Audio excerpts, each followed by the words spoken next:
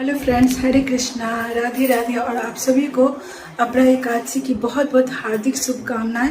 और ये देखिए, यहाँ मेरी पूजा हो चुकी है।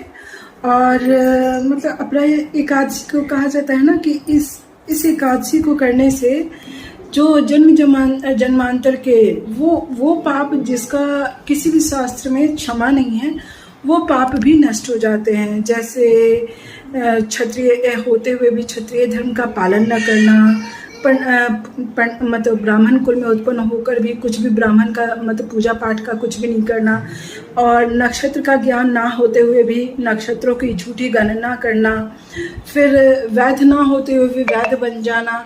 तो और फिर जैसे गर्भस्थ शिशु की मतलब जैसे उसको जैसे कैसे लोग पहले अबॉर्ट कर देते थे, अब तो खैर बहुत सारे रूल रेगुलेशन टाइट हो चुके हैं, तो अब ऐसा नहीं होता। तो वो सारे पाप भी मतलब जैसे इस एकादशी को करने से नष्ट हो जाते हैं। पर इसका मतलब ये नहीं होता है कि आप ये वाला एकादशी करो और वो पाप दोहराते रहो, क्योंकि भगवान जो है ना, भगवान इंटेंशन को बहुत अच्छे से जानते हैं कि ये किस इंटेंशन की आप वाकई आप दिल से क्षमा प्रार्थी हो, या फिर एक होता है ना कि बस ऐसे ही मतलब क्षमा मांग रहे हो। और मतलब जैसे हर तरह के मानसिक, कायिक, वाचिक पाप जो होते हैं वो इस अपने एकादशी को करने से नष्ट हो जाते हैं। तो सभी को अपना एकादशी करना चाहिए। इवन 8 साल से लेकर 80 साल के इंसान अपना एकादशी का व्रत कर सकते हैं, अगर कोई हेल्थ प्रॉब्लम ना हो तो।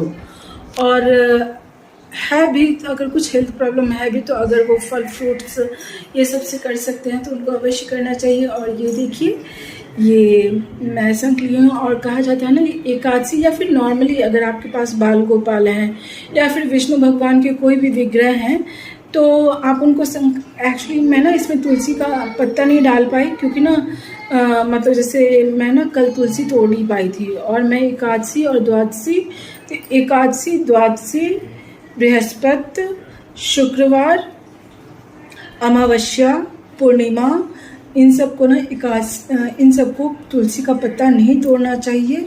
इवन जब सूर्य जो हैं वो मकर संक्रांति में जाते हैं उस वक्त भी नहीं तोड़ना चाहिए। और इस मतलब तोड़ने से ना ठीक उसी तरह से पाप लगता है जैसे किसी के सर को विच्छेद करने का पाप। और कहा जाता है शंख के जल से प्रभु को नहलाने से वो आपके जन्म जन्मांतर के पाप काट कर और अपनी भक्ति प्रदान करते हैं। मैं इसमें इसलिए तुलसी दल, क्योंकि ना मुझे और मतलब जैसे मैं 3 जगह जल रखती हूँ, 3 जगह भोग हुए, तो मुझे ना मेरे पास ना तुलसी कमी हो जाती है। अब जैसे देखिए, मैं बाल गोपाल के भोग में भी तुलसी डाली हूँ, और इस तरफ मैं ना जितने भोग में मैंने तुलसी डाली थी वो सारे तुलसी को ना मैं धोकर फिर इसमें डाल दी हूँ, ताकि मैं इवनिंग में जब भोग लगाऊँ तब मेरे पास पर्याप्त मतलब जैसे सभी के भोगों के लिए भोग में देने के लिए तुलसी पर्याप्त मात्रा में हो। और कहा जाता है कि मतलब बिना तुलसी के तो प्रभु कोई भोग स्वीकार ही, कोई सेवा ही स्वीकार नहीं करते, तो भोग की तो बात दूर की बात है।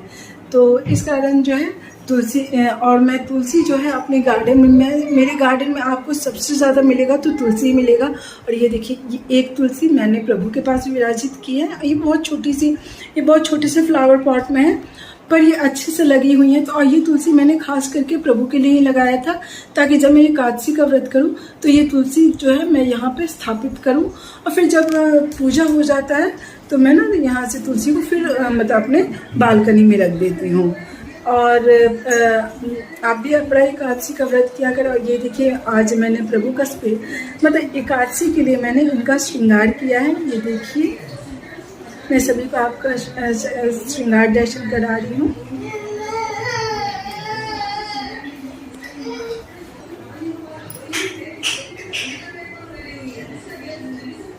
और जैसा आज जो है भद्रकाली जयंती भी है, तो आज के दिन आप एक छोटा सा उपाय कर सकते हैं। जैसे मैंने यहाँ पे ना मैं यहीं पे पूजा करती हूँ, मतलब बैठ के ही पूजा करना चाहिए। और ये देखिए, मैं झंडे वाली मतलब वीक में मैं कोशिश करती हूँ कि मैं वीक में एक बार अवश्य जाऊँ, और वहाँ से मैं ना इनके विग्रह नहीं, मैं ये फ़ोटो फ्रेम लाई हूँ। और ना आज के दिन आपकी जो भी इच्छा हो, जो भी आपकी मनोकामना हो, आप ना एक दीप प्रज्वलित करिए, उसमें ना 2 मुखी दिया लगाइए, मतलब एक ही जगह, एक ही दिए में आप 2 मुखी दिया 2 जगह लगाइए। और आपकी जो भी इच्छा हो, वो हेल्थ के रिगार्डिंग हो, जॉब के रिगार्डिंग हो, स्टडी के रिगार्डिंग हो, मतलब जिस भी चीज़ का, या फिर घर के रिगार्डिंग हो, तो जो भी इच्छा हो आप माँ के सामने कह के आप मतलब जैसे ये दीप प्रज्वलित करें, माँ अवश्य आपकी इच्छा पूरी करेंगी। And please like share and subscribe my channel. हरे कृष्णा, राधे राधे, जय माता दी, जय महाकाल।